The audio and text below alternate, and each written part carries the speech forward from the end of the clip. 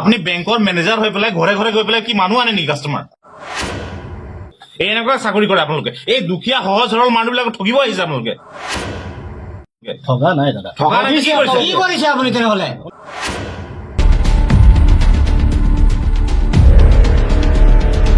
বন্ধন bank Ledo শাখাৰ জালিয়াতি।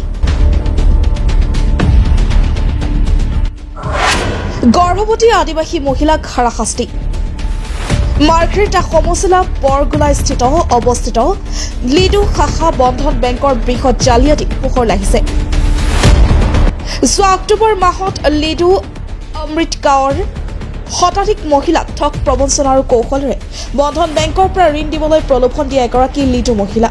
সেই মহিলাগৰাকী হৈছে ৰিংকু গগৈ। পিছে 11গৰাকী মহিলাৰ নামত 70,000কৈ বন্ধন বেংকৰ পৰা ঋণ উলিয়াই অমৃত গাঁৱৰ আদিবাসী মহিলা কেইগৰাকীক টকাসমূহ নিদিয়াকৈ আত্মসাৎ কৰে ধৃত ৰিংকু গগৈ নামৰ মহিলাগৰাকী।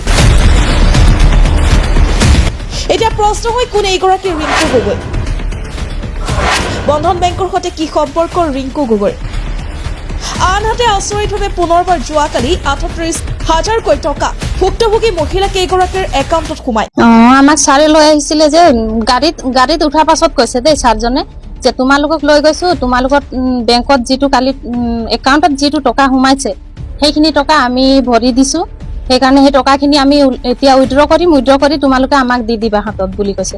তেতিয়া এনেকুৱা কোৱাৰ লগে লগে মই ছাৰক ক'লো যে যোনটো আমাৰ টকা হয়, আমাৰ একাউণ্টত সোমোৱা টকাখিনি আপোনালোকক কিয় দিম? তেতিয়া এই ছাৰজনে কৈছে যে নাই, তোমালোকক ৰিংকু বাইদেৱে পইচা দিব নহয়। 23 তাৰিখে লিখিত প্ৰমাণ পত্ৰ দিছে, এই মাহৰ 23 তাৰিখে দিম বুলি তেখেতে কৈছে। ৰিংকুৱে লিখিত প্ৰমাণ পত্ৰ ৰিংকু গগৈয়ে দিছে। নাই নাই নাই, বেংকৰ লগত নাই, এইটো পাৰ্চনেল ৰিংকুৰ লগত আছে। এইটো ৰিংকু বাইদেউ দিছে। এইটো তাৰ লগত নাই, আমি আদিবাসী ছাত্ৰ সন্থা আছা তেওঁলোককো ধৰিছো। তেওঁলোকৰ লগত গৈ ৰিংকু বাইদেউৰ লগত আমি এদিনা কিমান তাৰিখ আছিলে তাৰিখটো পাহৰি গৈছো, কিন্তু তাত লগ কৰিলো। তেখেতে আজি দিম কালি দিম বুলি কৈ থকা কাৰণে আমি এই কেইগৰাকী মহিলা তাত গৈ, এই দাদা দুজনো আছিলে, সিহঁতৰ লগত গৈছিলো। গোটেইখিনি গৈ কিনে আমি ক'লো যে আপুনি টকাখিনি কিয় এনেকুৱা খেলি মেলি কৰি আছে? যোনটো আমি লোন লৈছো, আমি কিবা এটা আমাৰ সুবিধাৰ কাৰণে লৈছো, কিবা এটা আমি বিজনেছ কৰিম বুলি লৈছো। সেইখিনি টকা যদি আপুনি এনেকে খেলি মেলি কৰি থাকিব, আমাৰ লছ হৈছে ন। আমি যদি সেইখিনিয়ে টকা লৈ যদি সেইখিনি টকাকে ঘূৰাই দিওঁ, আমাৰ কিবা এইটো লোন লোৱাৰ কিবা হেৰি থাকিব নেকি ছাৰ? এইটো কাৰণে আমি সেইদিনা লিখিত প্ৰমাণ পত্ৰ ললো। 23 তাৰিখে দিম বুলি কৈছে। আজি 23 ডিচেম্বৰ। পিছত টকা সোমোৱাৰ লগে লগে বন্ধন বেংকৰ মেনেজাৰ জনৈক অভিজিত দত্তই মহিলা কেইগৰাকীক ব্যক্তিগত বাহনেৰে অমৃত গাঁৱৰ পৰা উঠাই আনে। ফৰ্মত চিগনেচাৰ কৰক, তাৰপাছত গুচি যাওক, বাইদেউৰ লগত মিলাই ল'ব। সেইটো কি কথা হ'ল?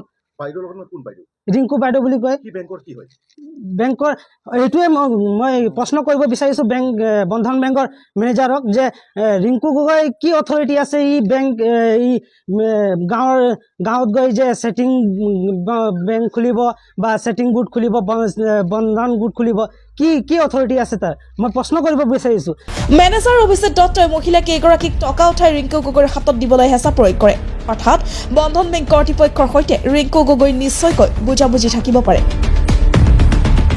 নিশা 7মান বজাত মেনেজাৰ অভিজিত গগৈ মহিলা কেইগৰাকীক তুলি অনাৰ পিছতে আজি জনজাতি ছাত্ৰ সন্থাৰ এটি সহযাত্ৰী দলে জাঙুৰ খাই বন্ধন বেংক ঘেৰাও কৰি নানা প্ৰশ্ন বানেৰে থকা সৰকা কৰে।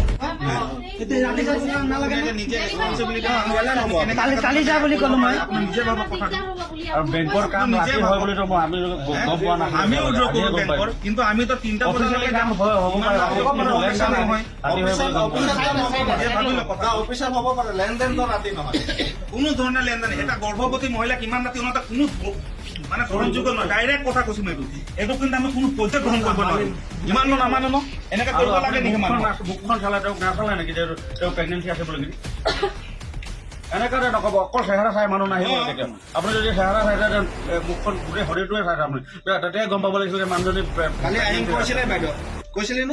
এটা অভিযোগ পাইছো যে আমাৰ অমৃত গাঁৱৰ প্ৰায় 4-5 জনী মহিলা, সিহঁতৰ কিবা বৰগোলা তাপাৰ অৱস্থিত বন্ধন বেংক, এই বন্ধন বেংকত সিহঁতৰ পইচা সোমাইছে পৰহি।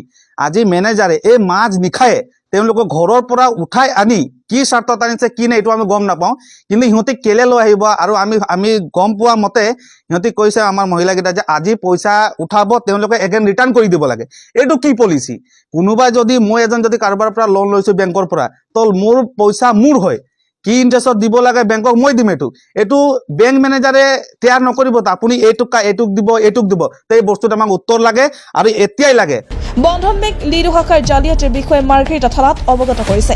আনহাতে চাহ জনজাতি ছাত্ৰ সন্থাৰ দাবী, পাহাৰ সদৃশ বন্ধন বেংকৰ সৈতে জালিয়াতি কৰা ধৃত মহিলা ৰিংকু গগৈক শীঘ্ৰে প্ৰশাসনে গ্ৰেপ্তাৰ কৰক। আপোনালোকৰ ৰিজনেল অফিচাৰ কোন হয়? নাম্বাৰ দিয়ক। নাই ৰিজনেল অফিচাৰ ফোন মাৰা, যি কথা হ'ব থানাত হ'ব।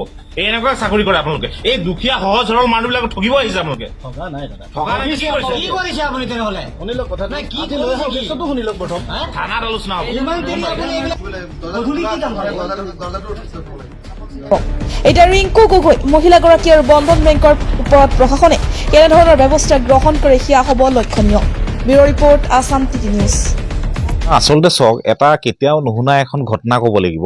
আমাৰ সহজ সৰল চাহ জনগোষ্ঠীৰ ৰাইজ যিসকলে বাগিচা অঞ্চল গাঁও অঞ্চলত বসবাস কৰি থাকে, সেইসকল মহিলাক, সহজ সৰল মহিলাক এজন ৰিংকু গগৈ নামৰ এগৰাকী মহিলাই ঠগ প্ৰবঞ্চনা কৰি টকাৰ প্ৰলোভন দি মেলি আধা ৰাতি এইদৰে কিন্তু বন্ধন বেংকৰ নামৰ এখন বেংক, যি বৰগুলাই ব্ৰাঞ্চ, যদি মই গম ভুল কোৱা নাই, বৰগুলাই ব্ৰাঞ্চত তেওঁলোকে কিন্তু আধা ৰাতি তেওঁলোকে লৈ আহে। এইটো আজিৰ ঘটনা নহয়, আজি আমি হাতে ৰুটে ধৰা পৰিছে। আচলতে আমি মাহেটা আৰক্ষীক মাতি মেলি আমি গতাই দিছো। কিন্তু এটা কথা ক'বই লাগিব যে যি ধৰণে ৰিংকু গগৈ নামৰ এগৰাকী মহিলা, আমাৰ সহজ সৰল যিসকল আমাৰ মহিলাসকল আছে তেওঁলোকৰ পৰা আমি গম পাইছো, তেওঁৰ জৰিয়তে তেওঁলোকে বেংকত মাতি আনি বেংকৰ ষ্টাফ, বেংকৰ নিজে মেনেজাৰ, ব্ৰাঞ্চ মেনেজাৰ নিজে গৈ মেলি তেখেতক ঘৰৰ পৰা গাড়ীত উঠাই মেলি আমাৰ যিসকল সহজ সৰল মহিলাসকল আছে, গাঁৱৰ দুখীয়া শ্ৰমিক ৰাইজ আছে, সেইসকলক কিন্তু উঠাই আনি ৰাতি আপোনালোকে চাবলৈ পাইছে, ৰাতি এতিয়া 8টা বাজিবলৈ হৈছে, 8টা বাজি পাৰ হৈছে, কিন্তু এতিয়াও তেওঁলোকৰ মানে আনি পেলাই আমি পুলিচক আনি পেলাই এটা গোটাই দিছো। কিন্তু তেওঁলোকে আচলতে আমাৰ সহজ সৰল মহিলাক আনি পেলাই ঠগ প্ৰবঞ্চনা কৰি আছে। আমি অসম ছাত্ৰ সন্থাৰ ফালৰ পৰা এটা স্পষ্ট কথা, কোনো কাৰণত কিন্তু এইবিলাক হ'বলৈ আমি দিয়া নহ'ব। আজি আমি অসম আৰক্ষীক মাতিছো, কথাখিনি সকলো অৱগত কৰিছো, আৰু আমি এটা কথা স্পষ্ট কৰি দিছো, ৰিংকু গগৈ নামৰ মহিলাক কিন্তু আটক কৰিব লাগিব। আৰু ইয়াৰ লগে লগে কিন্তু বন্ধন বেংকৰ যিসকল কৰ্মচাৰী আছে, বিশেষকৈ বেংকৰ মেনেজাৰজনৰ ওপৰত কিন্তু আইনী ব্যৱস্থা হ'ব লাগিব। বেংকৰ মেনেজাৰজনৰ ওপৰত কিন্তু কঠোৰ আইনী ব্যৱস্থা হ'ব লাগিব। সেইকাৰণে হ'ব লাগিব কাৰণ আমি প্ৰথমবাৰ আমি চাবলৈ পাইছো যি নেকি কোনো এখন বেংকৰ ব্ৰাঞ্চৰ মেনেজাৰে গৈ পেলাই নিজে কিন্তু নিজৰ কাষ্টমাৰৰ ঘৰত গৈ পেলাই এনেকৈ আধা ৰাতি তেওঁলোক গৈ পেলাই নিজৰ বাহনেৰে, নিজৰ যি নেকি বাহন আছে পাৰ্চনেল বাহনেৰে তেওঁলোকক গৈ উঠাই লৈ আনিছে। সেইকাৰণে আমি ধিক্কাৰ জনাইছো আৰু বন্ধন বেংকৰ কৰ্তৃপক্ষ যিমান আছে আমি সকীয়াই দিছো, আপোনালোকে অনতি পলমে কিন্তু আপোনালোকৰ ষ্টাফৰ ওপৰত বিবিধ ব্যৱস্থা গ্ৰহণ কৰক, অন্যথা কিন্তু অসম ছাত্ৰ সন্থাই শান্ত নাথাকে, শ্ৰমিক ৰাইজ শান্ত নাথাকে, আমি কিন্তু জংগী আন্দোলন কৰিম। আৰু আৰক্ষী প্ৰশাসনক আমি এটা কথা স্পষ্টভাৱে কৈছো যে তেওঁলোকে এই ৰিংকু গগৈ মহিলাৰ ওপৰত কিন্তু আপোনালোকে আইনী ব্যৱস্থা গ্ৰহণ কৰক, তেওঁ অতি শীঘ্ৰে কিন্তু তেওঁ আটক কৰক, আমি এটাই দাবী জনাইছো। আপোনালোকে চাই আছে নিৰ্ভীক আৰু নিৰপেক্ষ বাতৰি, আছাম টিভি নিউজ।